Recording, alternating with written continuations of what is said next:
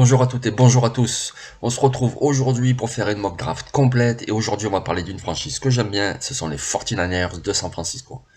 Alors les 49ers n'ont pas de choix au premier tour, donc on attaque directement au deuxième tour et en toute fin de deuxième tour c'est le choix numéro 61.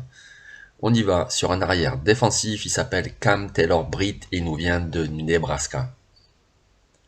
Cam Taylor-Britt, c'est un joueur plutôt costaud pour la position.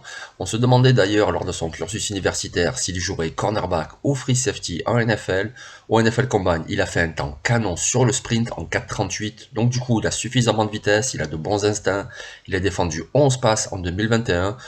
C'est toujours possible qu'il passe plutôt en free safety qu'en cornerback, mais de toute façon, ils ont des besoins sur les deux positions. Donc Cam Taylor-Britt en fin de deuxième tour, ça serait quand même une très belle affaire. On passe désormais à leur choix du troisième tour. Et au troisième tour, on y va sur la ligne offensive et on va prendre Taylor Montford de Ohio State. Pourquoi Taylor Montford? Parce que même s'il jouait tackle avec Ohio State en 2020, il a été rebasculé à l'intérieur en 2021 et il a été vraiment meilleur. C'est un joueur très solide qui peut occuper les deux postes de guard et qui pourra même donc dépanner en tant que tackle s'il y a besoin. Les 49ers ont perdu Laken Tomlinson parti aux Jets, ils ont un besoin à l'intérieur. Évidemment, tout le monde là-bas espère le développement du rookie de l'année dernière, Aaron Banks, et c'est toujours possible, c'est un joueur avec beaucoup de talent, mais ça manque un petit peu de profondeur et de qualité. McKivitz, Bronskill, Schooler, c'est quand même plutôt moyen. Derrière Montford, c'est vraiment un joueur très solide, et au troisième tour, ça serait un superbe choix. On est toujours au troisième tour, mais là on arrive au choix 105, et on va y aller en défense, mais on reste sur la ligne, on y va avec un defensive end, il s'appelle Tyreek Smith.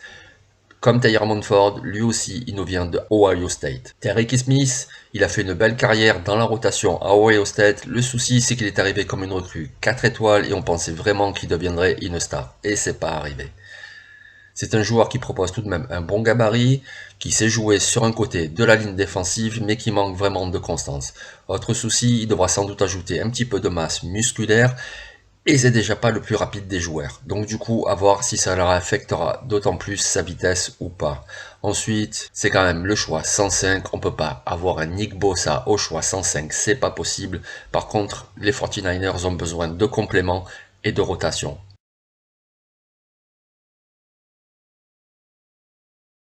Nous sommes désormais au quatrième tour et là on va apporter un petit peu de puissance en attaque avec un autre Titan, il s'appelle Greg Dulcich, il nous vient de UCLA. Alors Greg Dulcich, c'est un super pass catcher. C'est un receveur au lycée, donc tout ce qui est tracé, il connaît. Il a des mains super fiables, très peu de drop. C'est pas le meilleur des bloqueurs, évidemment, dans le système des 49ers. Il faudra qu'il travaille ça, mais d'ores et déjà, il peut être une arme offensive, un bon complément à George Kittle.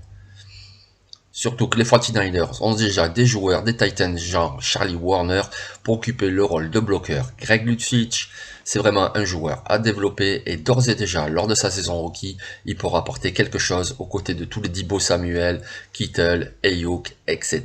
Ça risque d'être mortel. C'est un joueur très athlétique, il a d'ailleurs confirmé au Combine avec des tests excellents.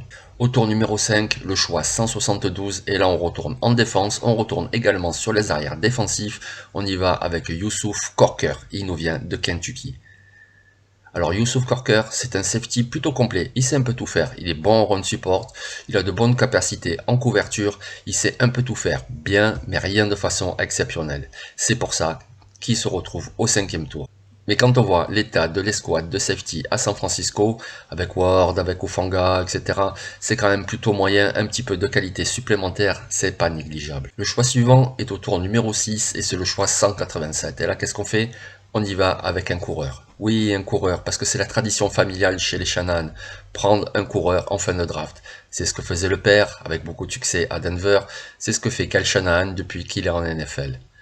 L'élu, en 2022, il s'appelle Jerion Ellie, il nous vient de Ole Miss. Pourquoi Jerion Ellie? Parce qu'il fit parfaitement avec le système de Shanahan. C'est un coureur qui est compétent à la course, encore heureux, mais également en réception. Et du coup, ça serait un parfait complément dans le large comité qu'aime utiliser Shanahan aux côtés de Trey Sermon et de Elijah Mitchell. Toujours au tour 6, le choix 220, et là on va ajouter un petit peu de viande à l'intérieur de la defensive line. Les Niners ont perdu J.J. Jones et on le remplace par Jaden Peavy de Texas A&M. Jaden Peavy, il a un bon gabarit, c'est quelqu'un de puissant, c'est un combattant dans les tranchées. C'est pas le plus athlétique des joueurs, c'est pas le plus constant au niveau technique. On est au 6e tour, les gars. Par contre, au niveau de la rotation derrière Armstead et Kinlo, c'est quelqu'un de très intéressant. Toujours au tour 6, le choix 221, et là on retourne en attaque avec un receveur très intéressant, très intrigant, il s'appelle T. Martin, il nous vient de Oklahoma State. Oklahoma State, oui, mais il avait déjà fait 3 saisons à Washington State. 3 saisons, 18 touchdowns, un receveur avec de la taille. Il a transféré en conférence Big 12 et là il a plutôt été bon avec une saison à plus de milliards et 10 touchdowns. On l'a vu également lors du process au Shrine Bowl où il a été plutôt bon. Le souci, pourquoi il est en fin de 6e tour, c'est parce que c'est pas le plus rapide. En plus, dans cette cuvée très profonde, il est quelque peu noyé. Et ce n'est pas non plus le plus rapide. Mais attendez, au 6e tour, vous pouvez pas tout avoir et c'est un joueur vraiment très intéressant. T. Martin, Oklahoma State, allez check quelques vidéos sur YouTube, vous trouverez ça et vous verrez. Enfin, le dernier choix, c'est le choix 262, donc en toute fin du 7e tour. Et là, qu'est-ce qu'on fait? On va ajouter un petit peu de rotation au poste de linebacker et pour l'équipe spéciale. On y va avec Darian Butler, il nous vient de Arizona State. Darian Butler, il a un gabarit très moyen, mais c'est plutôt un bon joueur qui a de l'expérience en Pac-12. Il a surtout des capacités pour un linebacker en couverture. C'est donc très intéressant. Donc je vous remontre la mock draft.